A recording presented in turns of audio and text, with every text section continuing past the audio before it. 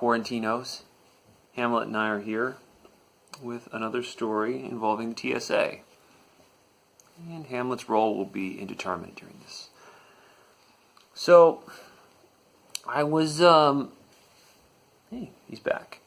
I was moving between Chicago and San Diego, and when you move, you have to do a little process called eating down, right? Where you eat all the groceries in your refrigerator and cupboard, and at the end of the eating down process, you wind up with a lot of stuff that's just sort of left, the things you don't really want.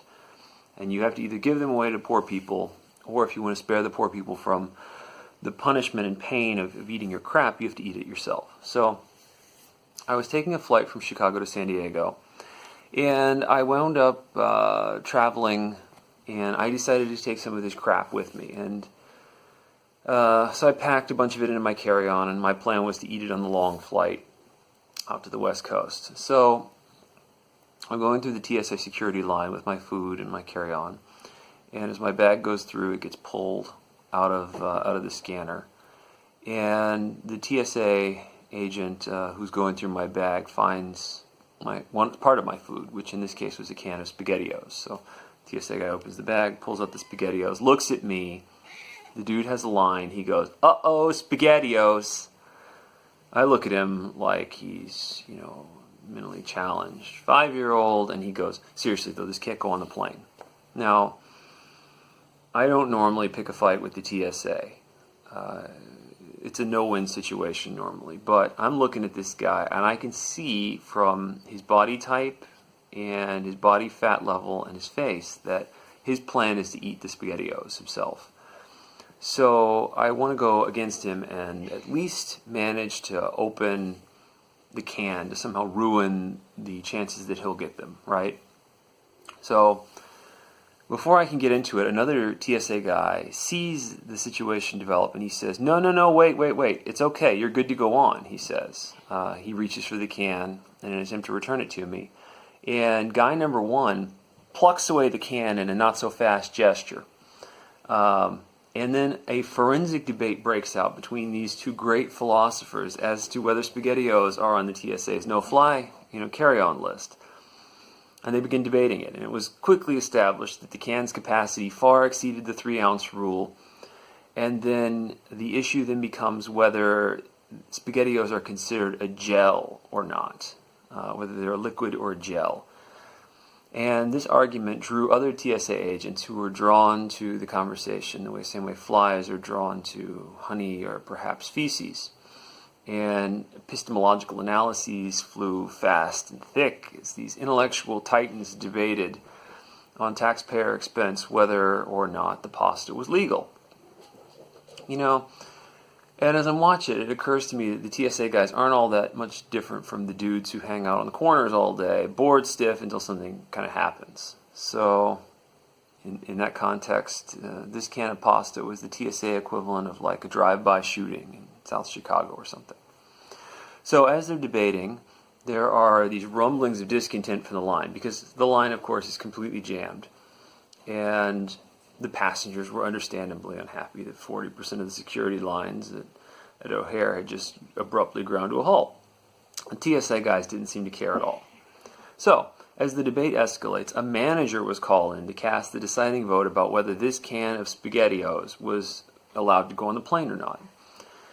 So the surly TSA agents call over a beefier, even surlier man who acted as a judge. He heard from the prosecution and the defense, who each made their cases, and then the manager decreed that the can should be swapped for explosives for some reason. So the dozen government employees present for this watched as the label and the pull top of the can were dutifully swabbed and fed into the little bomb analyzer thing.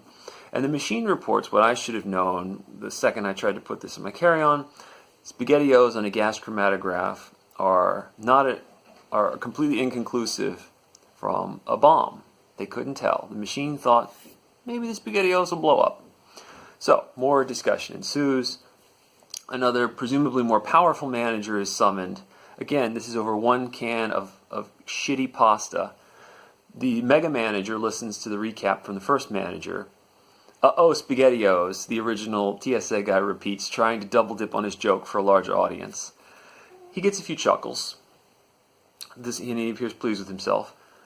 As Mega Manager is receiving the situation, a passenger who was stuck behind me has finally lost his marbles, and he yells out, "What the fuck are you people doing?"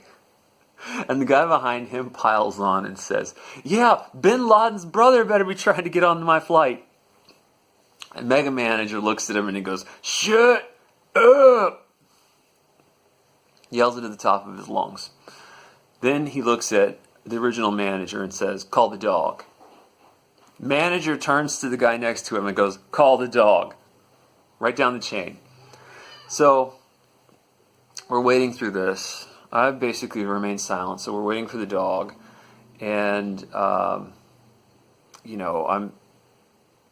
finally just decided to say something.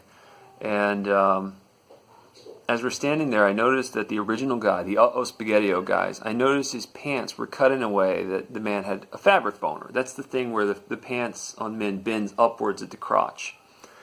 And I don't know why I did this, but I said, "Excuse me." And remember, like a dozen TSA guys are standing around. So I say to this Uh-Oh SpaghettiO guy, "Why do you have an erection?" And the guy goes, "Huh?" And I point at the tinted fabric boner and say, "It looks like your heart is a diamond. I'm just curious why you're aroused."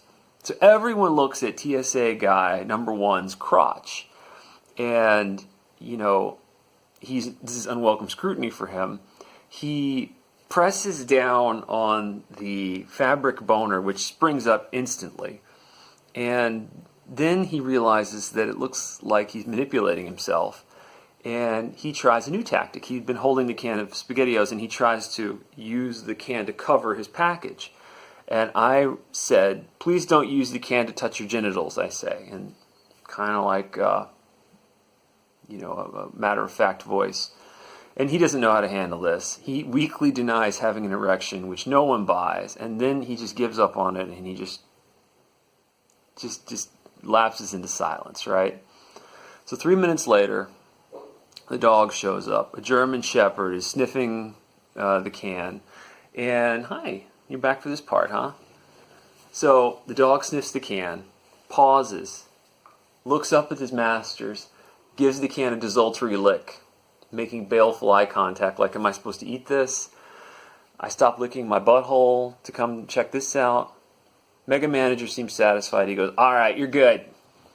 As the cluster of TSA warriors reluctantly breaks up to do their job, I caught a look of disappointment from the original TSA guy.